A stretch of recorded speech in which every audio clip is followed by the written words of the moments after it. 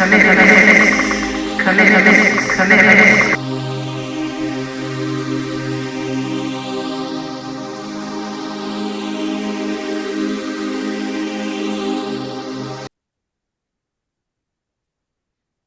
welcome to another edition of Comics Grinder. This is Henry Chamberlain, and you're in for a treat. I've got Graham Annable. He's a Canadian cartoonist, animator. He's done a ton of work. He's worked with Chuck Jones, Nickelodeon, Walt Disney. He was the story artist on Coraline, and he co-directed Box Trolls, which was nominated for an Oscar. Thanks so much, Graham, for joining me tonight. Well, thanks for having me, Henry. Sometimes I stumble on whether it should be tonight or today because people don't know. But anyway, it actually. But I wanted to show off the book. Here it is, EERIE Tales, and I'm going to switch cameras and we can look through the book a bit. And it's just blew me away because it's definitely a all ages book. You hear that term a lot, and is it truly an all ages book? Yes, this actually, I think you can safely say that anyone can enjoy it. And I mean, I could see a family gathering around and an adult reading the stories. And the first one, I mean, it's just I can't even do it justice. I'm just babbling too much, but now, and it's about these mysterious sea creatures. And that the village is beholden to them, and then there's no village, and there's this one person whose story is very, very eerie, to say the least. But I guess that may be a good place to start, Graham, is to ask you, how does this story come together? How did this sea creature story come together? You know, that one is in particularly a bit of an odd one in terms of the origins of it.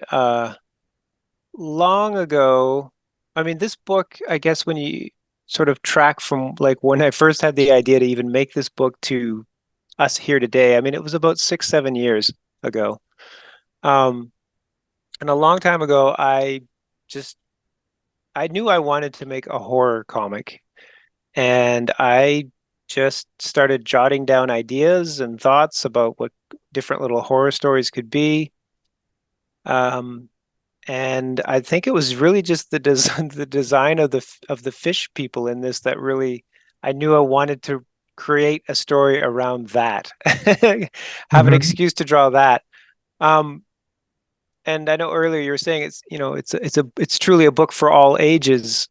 I went into this just making a horror book. I really, truly, honestly did not think about a particular audience. I just wanted to create a horror comic that I knew I wanted to read. And it was only through showing a lot of these stories to my agent and the publisher that I realized, I guess I am perpetually 12 years old when I write horror, because that's, I guess, what I like the best. But I never really pulled any punches with any of these stories. I made them as scary as I would have made them if somebody had told me this was targeted at adults. So, yeah, well, yeah, because I just feel like there's such an authenticity to them. Like I don't feel like this is somebody who feels they're doing stories geared to a certain demographic, the young adult or the middle school. It's just you doing your thing, doing it so well. Thanks. Yeah, I think Roald Dahl was certainly an influence in doing this book. Because I'm not comparing myself to his writing chops, but just in terms of like those stories, to me, I always felt like they were him just telling stories, and it just so happens that other people decided that would fit perfectly for a younger audience, I guess. But I think anyone of any age can enjoy those stories and those books. And my hope was to do something along those lines that just had weight and gravity to it, no matter what age you were. Well, I wanted to show folks that there's definitely a consistency, a certain vision that you follow, and this is one of the great blasts from the past. This is Grickle, published by Alternative Comics, and already, and this is you, your younger you. This is 20 years ago. And It's already 20 years ago. Oh my gosh. yeah, I was I did the math, and yeah, it is 20 years. Yeah, I know the math. Took me a while, but I figured out. But the silly humor, it inspires me to do that kind of silly humor. And I love Sam Henderson's explanation that this is not Sam Henderson work. This is Graham Annable. Said there was a controversy as to if you were copying him. He says, "No, I'm here to set the record straight. He's not copying me." And it's just so surreal. Hold, I have to put on my reading glasses for just a sec because I just this little bit here. I've been doing comics professionally for 10 years. Why I've chosen to work in a medium that only a portion of a fraction of a percent of the population even knows exists, I don't know. But I can at least explain to my peers what I do. Most people, whether they know it or not, have some knowledge about this microcosm of ours. They've heard of Stan Lee, you know that he draws Batman, Donald Duck, and Snoopy. But so, Sam is a funny man. yeah. So Hickey was one of your. I guess you were the leader of the pack for this anthology. Am I Yeah, correct? I was sort of the ringleader of it. I just that Hickey was back in the days when I was living in the San Francisco Bay Area, and I was working at LucasArts, which was George Lucas's video game company at the time. And I just got to know so many other fantastic artists around me, and and a bunch of us certainly had a shared sense of humor. And I was just bound and determined to get those guys to make comics. Uh-huh. So I just sort of rallied everybody into doing the Hickey books, and yeah, they were a lot of fun to make. Took a while. It was like herding cats in terms of getting everything, collected to actually put an issue together. Um, Well, but yeah, I think there's definitely a shared silly spirited vision shared by everyone here. yeah, there was definitely again that was what brought it all together was a shared sense of humor. And then there's this one, Stickleback. Now, my question right now is, where do these names come from? Grickle, Stickleback, Hickey. uh Grickle was a one of many nicknames my dad had for me as a kid. Oh, He just had a lot of making up names on the spot kind of thing, and Grickle was one of the ones that sort of stuck. Um, oh, that's it's just great. yeah, and it's just an awkward, peculiar sounding word.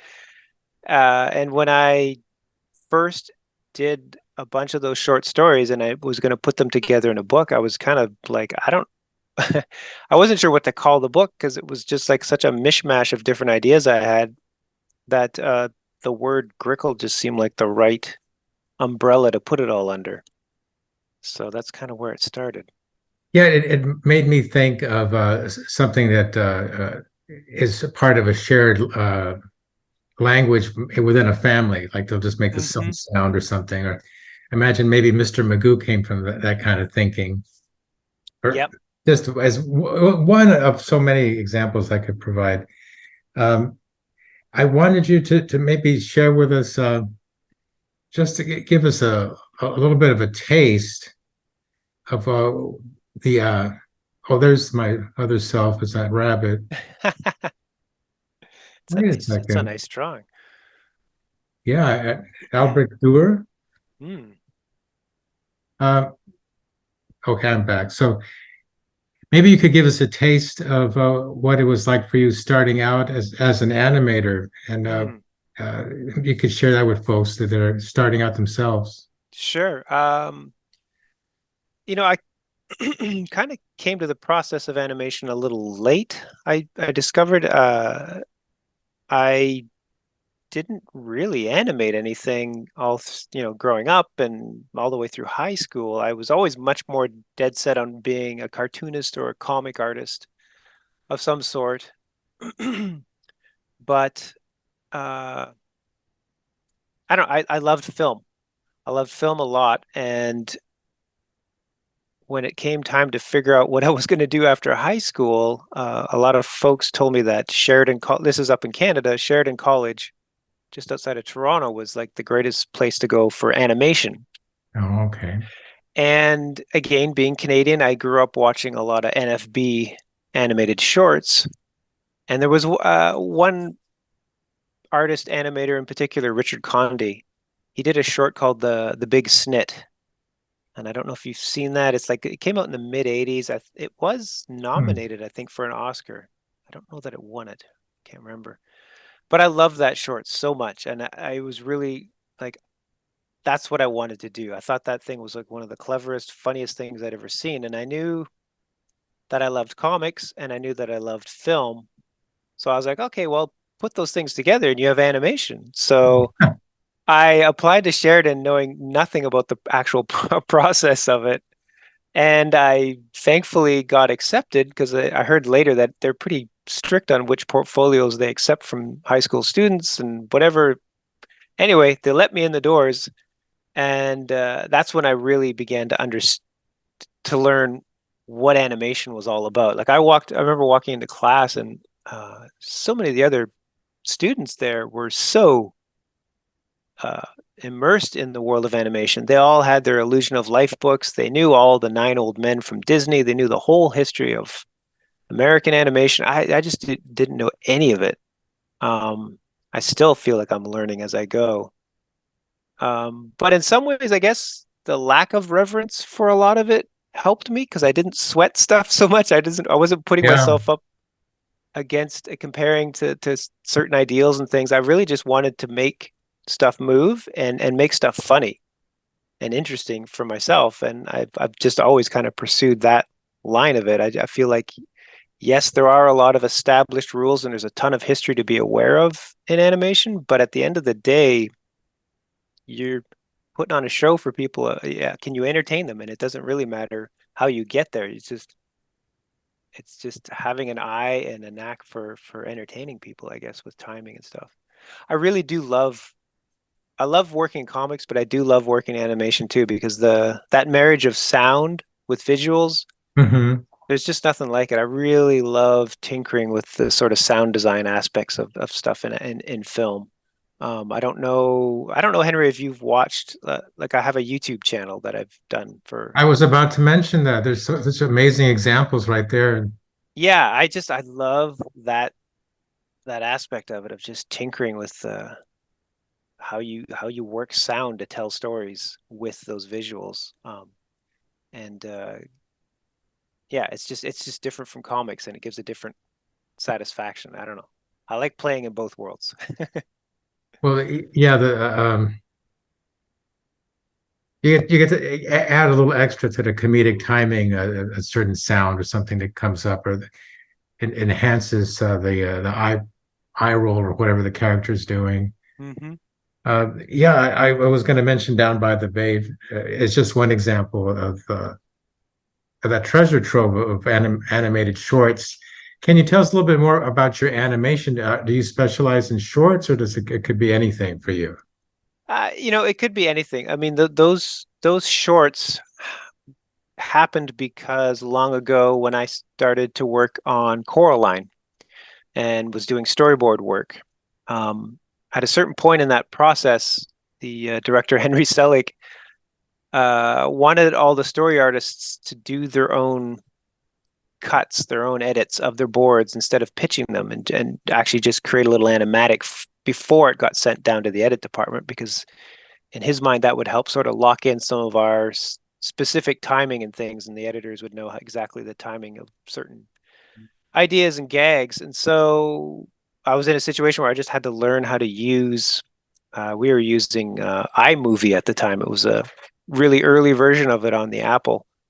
And it was great. It was so perfectly designed for making animated shorts really quickly that I was like, whoa, I just immediately started having a ton of different ideas outside of Coraline that I wanted to try to do and make little shorts. And I just started doing that. And that was right also at the time that YouTube was starting to take off and people, you could put things out on the internet. It was like, it seems so silly now because it's so everybody, everywhere, and everyone. But Yeah. back then, it was like this big deal to like upload an animated short up to YouTube, and then all of a sudden, like, oh my gosh, 20 people just watched it. Like it was just like having your own theater that you could just play your own movies at.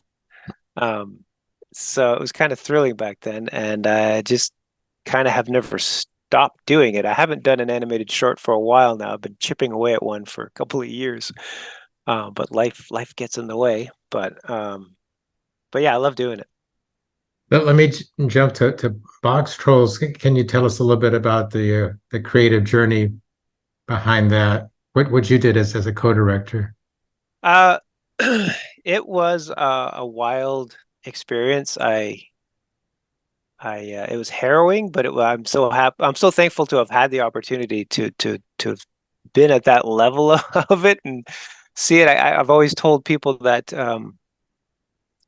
making the shift from just doing storyboards to directing the movie was like comparing like being really good at making paper airplanes and then suddenly finding yourself at the controls of a 747 where you suddenly need so much more depth of knowledge and there's so many more layers because I think up to that point having just only worked in the story department I had a little bit of a disillusion or misconception that the stuff that we worked out in the boards, we're making the movie. We're the department that makes the movie, and then everybody else just gets to put it together. But there's so many more layers, and there's so much more evolution that happens past those boards to the end result. It was just such a huge learning curve. I was really, really thankful that my co-director Tony Stocky had a lot more directing experience. He knew the ropes of what the role of director required, and he was a huge help in guiding, allowing me to navigate that world without falling off a cliff too many times. Well, what are the layers? You mean just the editing that's involved, the refining? It's the editing, and stop motion is its own wicked beast in terms of how it like animation's hard no matter what form it takes. But I feel pretty confident saying stop motion is the worst form of it in terms of the complexity of problems and things and the layers of folks that are involved to have to get a shot done. Um, because you're making physical objects, you're making physical sets. There's actual lighting. There's all these physical things that you have to be guiding and helping give input on all the way through. Um, Materials and textures and all this stuff that just I'd never thought about before when I was boarding things and just sort of presumed that was just all figured out. But of course, no, you're the director. You gotta provide the guidance here for people and understand the context of what you're providing guidance for. And just all the shot schedule is always crazy with Mhm. stop motion because everything is it's always a scarcity of resources when you work on a CG animated film or even a hand drawn one, uh, everybody has access to the main characters. They either know them because they have the model sheet and they can draw them off of that, or in CG, you have a model that you download into your scene and you work with it. But in stop motion, there's only a few main puppets that can only get shared around, at certain times. There's only so many of them because they're incredibly complex and expensive to build. So, like for example, like our lead character in the Box Trolls was Eggs. Um, I'm going to get the number wrong, but I think there was maybe 4 or 5 egg puppets, and that was about it. Um, and those have to get scheduled in a way throughout almost a nearly 2-year schedule of which set is Eggs going to be on this week for which animator. Like it has to get all layered and overlapped Mhm. so that you're not wasting any production time and you're making full use of that puppet. But yeah, everything's shared all the time, and sets are used for multiple shots and different angles and things, and so the scheduling aspect of it was always kind of crazy, and so there was lots of weird stresses where it's like, okay, Tony and Graham, you guys better have the three shots in this sequence figured out now. I know you guys wanted to put that off, and work it out with the story team a little longer, but production schedule wise, those three are coming up really soon. So figure that out. And then you've got to like, narratively make commitments to things that you're just going to have to work with because you had to get, it's just so crazy. The complexity of it got so nuts so fast. I see. Um, So interpersonal skills are important too, among other things. Huge, huge. That was maybe one of the biggest, toughest things for me is that up to that point, I've solved problems visually by drawing things and drawing my way through them and figuring out angles and whatever or expressions. But when you're a director, you don't have the time to go back to your desk for a couple hours and try to draw through a problem or anything. You've got to just think on your feet and talk it out, and communicate clearly in a way that people are going to walk away from that discussion knowing what they need to do. And you just do that day in and day out. It's kind of crazy. And you spend so much time in the edit suite talking with animators because, again, because of the way stop motion works, it's sort of like theater. Like the animators will do what they call a rough blocking of a shot, and they'll do it like on 6s or 12s, like really rough, version of it. But it's still far from what the final thing's going to be when they really go to shoot it. And so you talk a performance out with the animator down to every last little detail you can think of. And then they walk out and go to the stages and disappear for a week. And you just hope that the performance you get at the end of it is the one that is going to work properly for the film. I mean, you do little check-ins, but there's only so much you can do. Like if they're deep into the shot, you can't really, it's too expensive to reverse it and go, hey, you know what, let's start over again. Let's do a new take. And so it's like theater. It's like they're going to go out in front of the audience essentially and do a performance, and that's the performance you're going to have in your film forevermore. Wow. So it's different because with CG and hand drawn, again, it's more iterative, and you can kind of, as a director, step in and say, hey, let's toss out some of these drawings and we'll go back to this one or whatever. If you can see things are going a little off the rails or not quite what's needed. Interesting. Yeah, it's a weird game of trust. Yeah, I was about to say. Well, I wanted to be mindful of your time, and I guess the two final things to cover, I think, and correct me if there's something else you might want to add, is the whole world of First Second and how you got in there with EERIE Tales, your sensibility. It also seems like it was just meant to be in a way. Can you share with us how you came into doing these type of this? Well, you've got the other book or series of books, Peter and Ernesto, yeah, which are quite different from EERIE Tales. Yeah, I mean the reason I got picked up by First Second was that because Chris Duffy. I don't know if Henry, if you know Chris Duffy, he's certainly a guy. Nickelodeon, I think. I know the Yes. name. Yeah. Yep. He used to be the editor of the Nickelodeon magazine for all the cartoon stuff. And Chris, previous to that, in the early 2000s, was like super involved with the indie comic scene.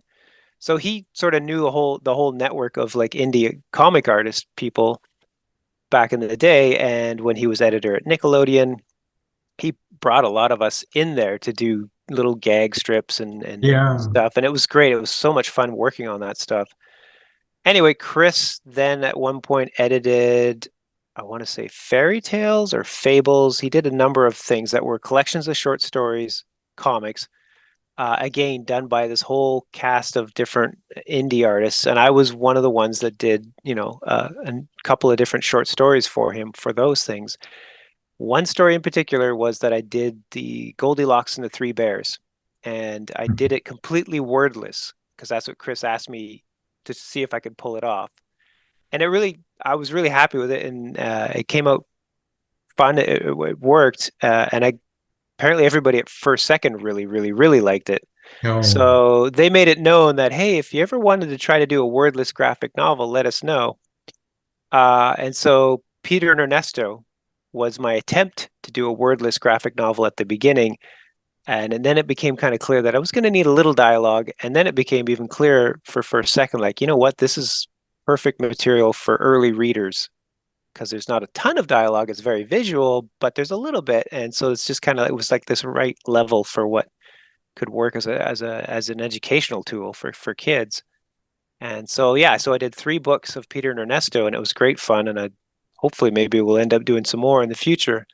Um, but in the meantime, I had been working on this horror book on my own. And honestly, again, I thought it was going to be an edgy indie adult title. Maybe I could talk to the people at Fantagraphics or Drawn and Quarterly, or I don't know. I didn't know what I was going to do with it, Yeah. honestly. But my agent looked at the book and she's like, "This is like perfect material for middle grade because you don't really have any explicit gore per se in it, and there's no weird sexual innuendos to anything. Like there was nothing that was going to define it as adult entertainment, but it's legit scary and Yeah. weird and eerie." And she's like, "We should just talk to for a second." And I still didn't think for a second was actually going to be interested, because up to that point, I don't think they had done much in the way of publishing scary stuff. But as soon Hmm. as Callista saw it there, she's like, "Oh my gosh, this is like our perfect Halloween book. Like, yes, let's do this." Yeah. So, yeah. Well, I've been doing on off and on every now and then I'll do an interview with somebody who's done something for early readers, but I try to be very picky, and it takes a while to find something that really catches my eye. And when I saw your book, I was like, I didn't have to think about it. I said, Ah, this, well, where did this come from? Because this it's just that there's authenticity. It's just a natural fit. So you can't force something like that. Because I'll admit I tried to get into Nickelodeon because it was a free for all. It was an open door policy, and I tried too hard. And so mhm. it's a good life lesson. And the feedback was we like it, but it's too dark. And so maybe I wasn't trying too hard. I was doing my own thing. And I said, oh, yeah, you're right. It probably is a little too spooky for kids. But every publication has its own sensibility. Yeah, and and it's timing for so much of this material. Something that Yeah. isn't working now might work 5 years later, or Yeah. there's all these weird windows that open up because of trends or because of things, and you just never know. And like at the end of the day, the best you can do is try to stay true to who you are as an artist, and hope that it's going to find its spot. Well, and I asked you ahead of time, so I wanted to let the cat out of the bag about your Instagram live drawing. Mm. And I stumbled upon that recently. And well, tell us, go ahead and tell us what you told me. Sure. Yeah, that whole thing, I still kind of like, I'm amazed that Julian Narino and I have been doing that now for over 3 years, steady. We've missed the odd Sunday here and there, but we've been pretty darn consistent. And Julian was a fellow storyboard artist I worked with at Leica for many years. And we definitely share a common sensibility in terms of humor and horror and all the stuff that we get into. So when I left Leica to do freelance and things, and then when the pandemic hit, it was like the live drawing thing became the way that Julian and I could just hang out every Sunday. Yeah, And it's been great because we just kind of can keep in touch. And I used to live in Portland, Oregon, but now I'm living up in Canada, back in Canada now, and so I am thousands of miles away from Julian. So this has been a great way for us to kind of just keep our friendship rolling and draw together every Sunday. that's Uh, great. yeah, and it's been fun to because yeah, there has been definitely an audience that has grown over time with it, and there's a lot of people now that have been consistently showing up with us like close to 3 years. So yeah, it's fun. It's great. It's just been an organic thing, but it's been really cool, and I don't see any time that I would stop it anytime soon. So Yeah, well, you're a perfect example of something that a career that comes together in a very natural, organic way. Like you're saying, or that word organic really fits. Well, thanks so much, Graham. I really appreciate having this chance to chat with you. oh, this was great, Henry. Thanks so much for reaching out.